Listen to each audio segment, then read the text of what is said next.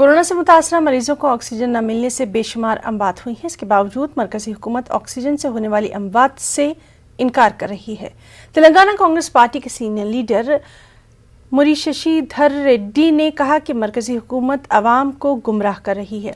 इस मौके पर उन्होंने उत्तर प्रदेश के वज़ीर आला योगी आदित्यनाथ को भी आड़े हाथों लिया।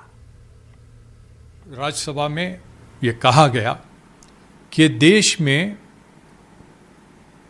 कोरोना ग्रस्त जो पेशेंट्स हैं, किसी की भी मौत ऑक्सीजन की कमी की वजह से नहीं हुई है।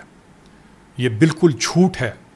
दिल्ली में स्थित बत्रा हॉस्पिटल में क्या हुआ एक बार देखिए। आप झांक कर नहीं देख सकते हैं? या नए मंत्री आए हैं तो थोड़ा पीछे क्या हुआ पलट कर देखिए। आप ऐसे कह देंगे कोई भी ऑक्सीजन की कमी की वजह से नहीं मरा, इससे बड़ा कोई झूठ नहीं हो सकता है। ऐसे गलत बयान देने के लिए सरकार के ऊपर कार्रवाई भी होनी चाहिए, जैसे कुछ विपक्ष के लोग कह रहे हैं। मैं समझता हूँ इस तरह से होना जरूरी है। और सभी पूरा देश जानता है कि कैसी स्थिति रही है और ग्रामीण प्रांतों में क्या, इलाकों में क्या स्थिति रही। उत्तर प्रदेश के जहाँ योगी आदित्यनाथ की तारीफ करते हैं प्रधानमंत्री नरेंद्र मोदी जी कि कोविड का बहुत ही अच्छा काम हुआ।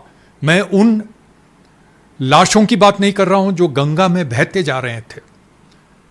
ऑक्सीजन की बात है तो ऑक्सीजन की बात करेंगे। और ऑक्सीजन के ना मिलने से कई जगहों पर सैकड़ों सौ लोग अपनी जान गंवा बैठे और आप इससे इनकार करेंगे तो ये बहुत ही गलत होगा। ये झूठ और फरेब, लोगों को गुमराह करने की आदत इस सरकार को हुई है।